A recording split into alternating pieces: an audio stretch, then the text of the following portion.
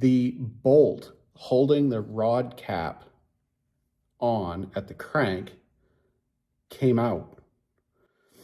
It came out of the engine while it was running. And of course, as it was going up and down, one side had come free. And so the rest of it just grenaded itself into a bunch of little pieces.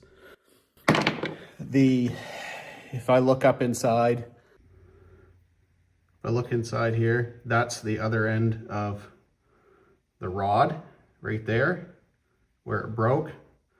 You can see the base of the piston right there. All that's fully intact. None of that actually got damaged. Basically, that piece that I was just holding broke off right here on that rod when it left the crank bearing right here and flew out through the top of the engine. It just disintegrated it.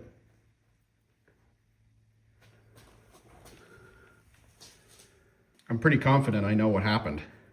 And so I even called Generac, and I knew this thing was way out of warranty, several years out of warranty. But I thought, if I show them the type of damage this had and how it likely occurred, there's nothing I could have done about preventing that bolt from coming out of the cap on this, other than it clearly, I'm assuming, wasn't torqued properly.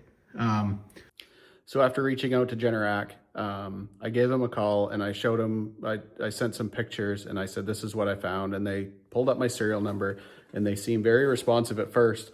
And then they just immediately said, you're outside of your warranty period, have a nice day. And I was thinking to myself, you know, I guess that's not completely unexpected. I understand. It's not under warranty. It's not under warranty. There's not much they're going to do about it. They didn't offer to source an engine for me. They didn't offer to find the nearest service center. They didn't do anything. They just said, out of warranty, have a nice day. So they kind of left me high and dry on that. And like I said, that frustrated me to the point that I said, I'm not going to fix it.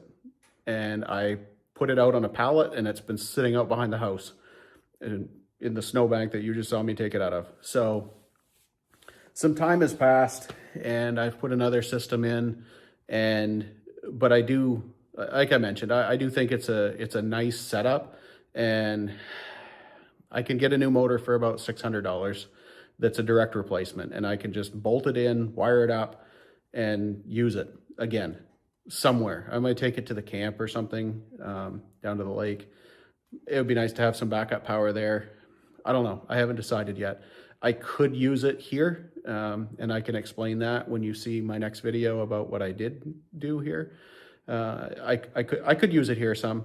It probably wouldn't get used very much, but it would be peace of mind. So anyway, I don't know. I'd love to hear what you guys think about this. I think I can send you pictures if there's something I missed. There are parts to it scattered throughout the bottom of this. I think I showed you what I felt was most important, but if there's something else, I'd love to hear it. I think it simply wasn't torqued properly, or for some reason that bolt came out, and you know, that was just the end of it. Not something you hear of very often. I didn't see much on the internet about it. So anyway, that's my story. Maybe in one of the future videos, you'll see me putting a motor in this thing and resurrecting it, bringing it back to life. But for now, I'm going to tuck it back in, cover it up, and set it out behind the house until I figure out what to do next. So that's it for now. Appreciate you stopping by, and we'll catch you on the next one. Thanks.